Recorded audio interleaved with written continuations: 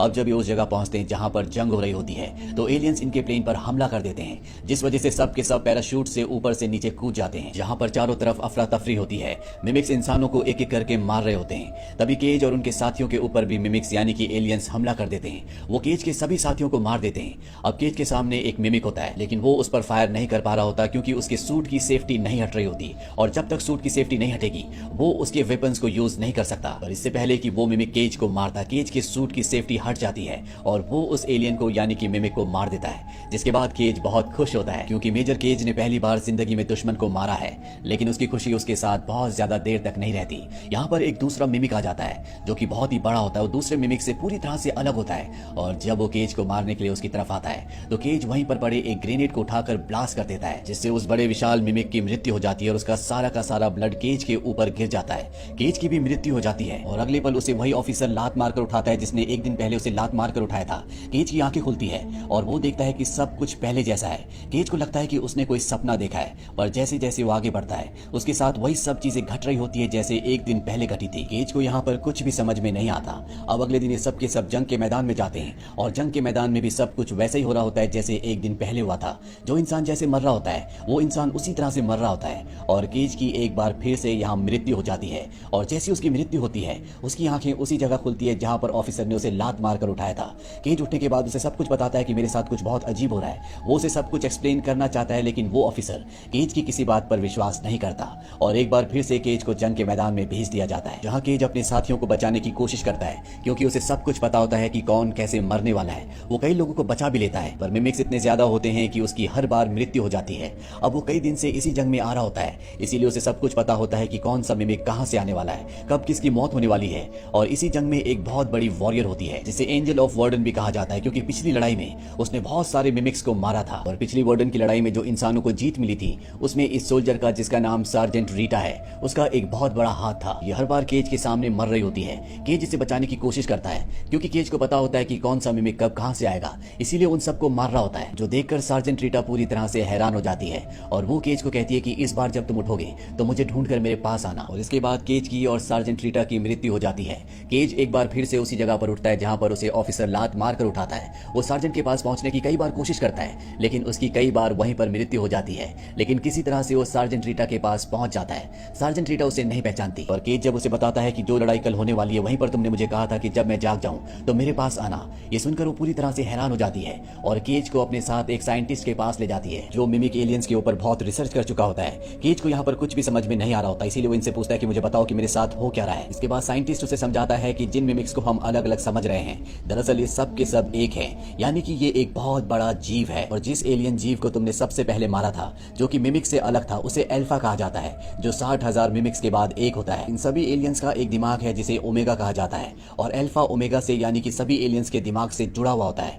Omega के अंदर ऐसी पावर है कि वो दिन को दोबारा से शुरू कर सकता है, यानी कि वो चीजों को रिवर्स कर सकता है। और जब भी एक अल्फा मरता है तो उसका संकेत सीधा ओमेगा को यानी कि दिमाग को जाता है और दिमाग दिन को दोबारा से शुरू कर देता है। जब तुमने एक अल्फा को मारा था, उसका रक्त तुम्हारे ऊपर गिरा था, तो तुम भी ओमेगा से यानी कि दिमाग से जुड़ गए। इसीलिए जब भी तुम मरते हो तो उसका संकेत सीधा ओमेगा को जाता है। ओमेगा को लगता है कि अल्फा मारा गया और वो दिन को दोबारा से शुरू कर देता है।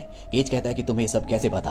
रीटा उसे बताती है कि जो तुम्हारे पास है कभी मेरे पास भी था, यानी कि जिस तरह से केज के पास दिन को दोबारा शुरू करने की शक्ति है कभी वो रीटा के पास भी थी, क्योंकि उसने भी एक अल्फा को मारा था। केज को बताते हैं कि पिछली बार वार्डन में जब हम जीते थे तो वो जानबूझकर हमें जिताया गया था ताकि हम ऑपरेशन डाउनफॉल करें, और इंसानों को लगता है कि डाउनफॉल से वो एलियंस का खात्मा कर सकते हैं, लेकिन डाउनफॉल एलियंस का खात्मा नहीं बल्कि इंसानों का खात्मा है। हम चाहकर भी उन्हें नहीं हरा सकते, क्योंकि जैसे उनका एक अल्फा मरता है वो दिन को दोबारा से शुरू कर देते हैं और अगले दिन उन्हें पता होता है कि कौन सा एलियन कहां पे मरने वाला है, जिसके लिए पहले से तैयार हो जाते हैं और अपने एलियंस को, अपने अल्फा को बचा लेते हैं, जिस तरह से पहले से तुम्हें पता होता है, जिस तरह से तुम अपने साथियों को बचाने की कोशिश करते हो। केज उसे पूछता है कि अब मुझे क्या करना होगा।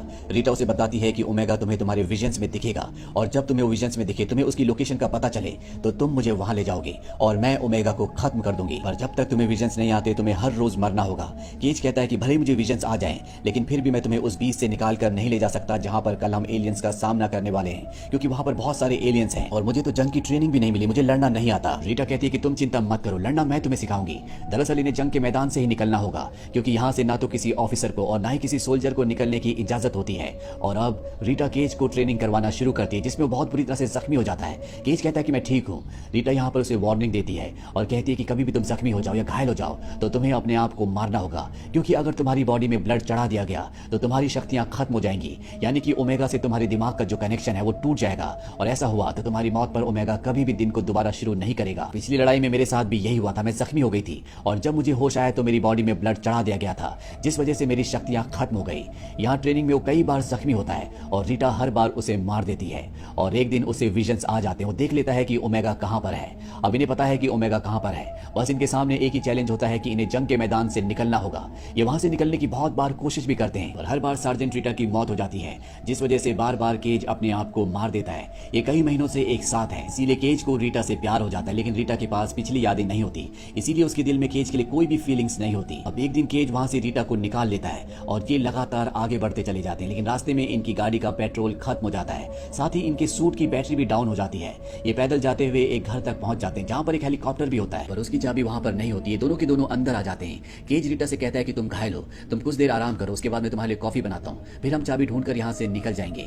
वो रीटा के लिए कॉफी बनाकर लाता है और जब वो उसकी कॉफी में एक शुगर डालता है तो कहता नहीं, तुम 2 शुगर के पैकेट लेती हो। ये सुनकर रीटा समझ जाती है कि हम यहाँ पर कई बार आ चुके हैं और उसे भी समझ में आ जाता है कि केज के पास चाबी है। वो उससे चाबी मांगती है, केज उसे चाबी देता है। इस बात से उसे गुस्सा आता है कि इसके पास चाबी थी और वो जाकर हेलीकॉप्टर में बैठ जाती है।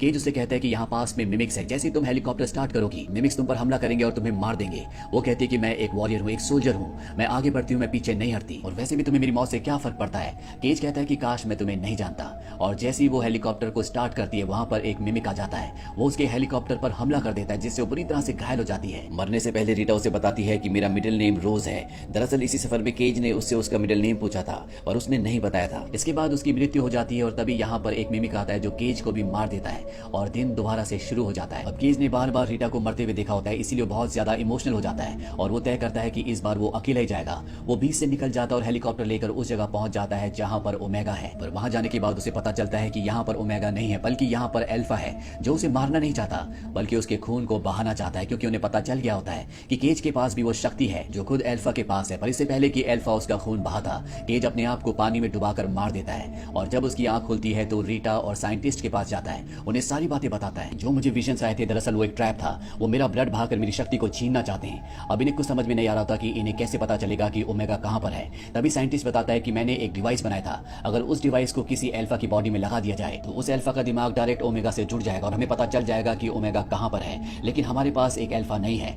रीटा कहती है कि हमारे पास केज है ना, क्योंकि वो भी एक अल्फा ही है। लेकिन इनकी सबसे बड़ी प्रॉब्लम ये होती है कि वो डिवाइस उसी कर्नल के पास है जिस कर्नल ने जबरदस्ती केज को यहाँ पर भेजा होता है। रीटा और केज किसी तरह से उसके ऑफिस में पहुंच जाते हैं। कर्नल केज को देखकर पूरी तरह से हैरान होता है। ये दोनों के दोनों उसे सारी बातें बताते हैं कि किस तरह से केज के अंदर दिन को दोबारा से शुरू करने की शक्ति है, पर कर्नल इनकी बातों पर यकीन नहीं करता। ये किसी तरह से कर्नल से डिवाइस को हासिल कर लेते हैं। जैसे ये बाहर निकलते हैं तो कर्नल के कहने पर सभी सोल्जर्स इन्हें घेर लेते हैं, पर किसी तरह से रीटा और केज दोनों यहाँ से गाड़ी से भागने में कामयाब हो जाते हैं। गाड़ी में रीटा केज की बॉडी में उस डिवाइस को लगा देती है, जिससे उसे विजन्स आते हैं और पता चल जाता है कि ओमेगा कहां पर है। तभी इनकी गाड़ी का एक्सीडेंट हो जाता है जिसमें केज घायल हो जाता है और जब उसकी आंखें खुलती है तो वो हॉस्पिटल में होता है। उसकी बॉडी में ब्लड चढ़ा दिया गया होता है, जिसका मतलब है कि उसकी शक्तियां खत्म हो चुकी है। रीटा वहां पर पहुंच जाती है और वो केज को मारने वाली होती है। केज उसे कहता है कि मेरी शक्तियां खत्म हो गई, अब मैं दिन को दोबारा शुरू नहीं करता। ये दोनों के दोनों यहाँ से निकलकर केज के उन्हीं साथियों के पास जाते हैं जिनके साथ केज हमेशा जंग में जाया करता था।